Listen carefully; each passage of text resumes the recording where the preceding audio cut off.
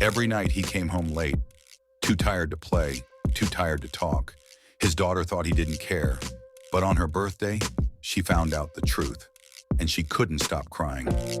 Subscribe to Minutes of Moral for more stories that hit the heart.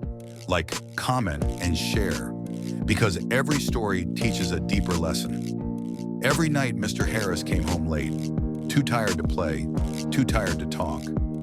His daughter Lily waited by the window most evenings, hoping just to catch a glimpse of him before she drifted off to sleep.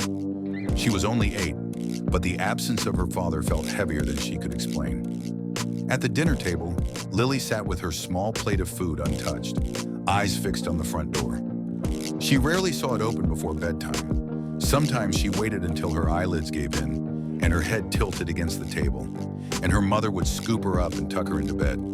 Still, Lily held on to the hope that one night her dad might walk through the door with a warm smile and a hug like he used to. He didn't. On weekdays, he worked from early morning to late night. On weekends, he slept. Even when he was home, he was distant, lost in a fog of exhaustion. It had been months since their last park visit, months since they laughed over pancakes or watched cartoons together. "He used to take me to the park," Lily said to her mother one night. Her voice was soft, like she was almost afraid to remember out loud. "Now he just works." Her mother gave a tired smile, the kind that tried to be reassuring but carried sorrow behind it. "He's doing it for us," she whispered, brushing Lily's hair back gently. But Lily didn't understand what that meant.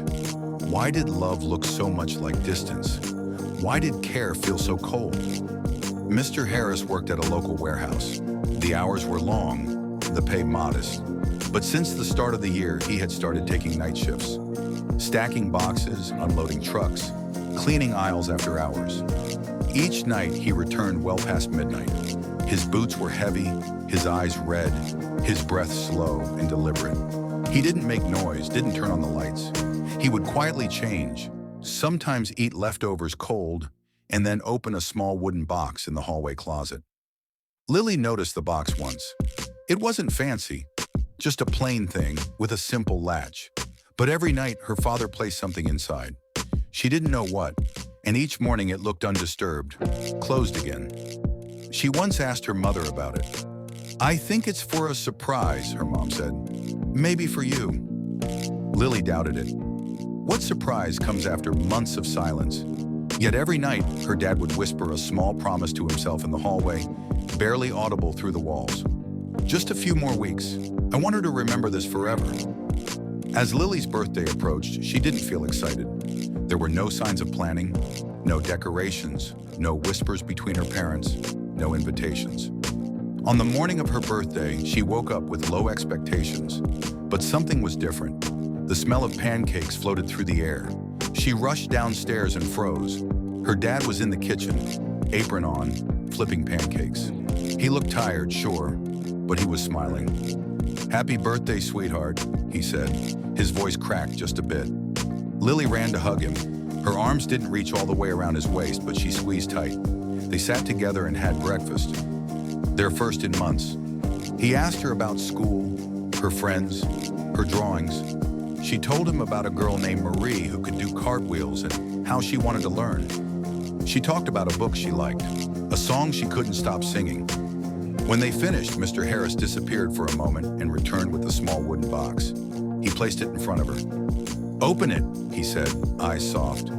Inside was a violin, not a toy, not a plastic replica. A real violin with polished wood, delicate strings, and a bow that shimmered faintly in the light. Lily's mouth opened, but no words came out. "How did you—" Mr. Harris sat beside her, placing a calloused hand gently on her back.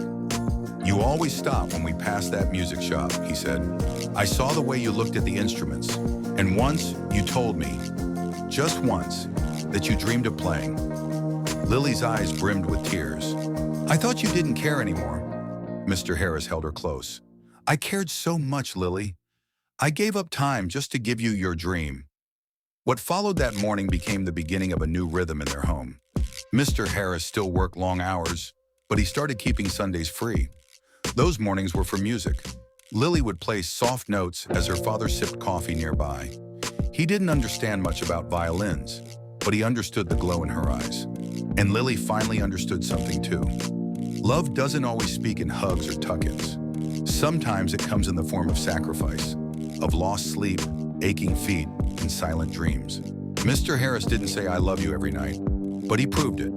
In every hour he gave up, every overtime shift, every dollar placed in that quiet wooden box. Lily thought her dad was distant, but in truth, he was building a gift she'd remember for life. What's the biggest sacrifice someone ever made for you? Like, comment, and subscribe to Minutes of Moral, because behind every quiet action, there's a story of love.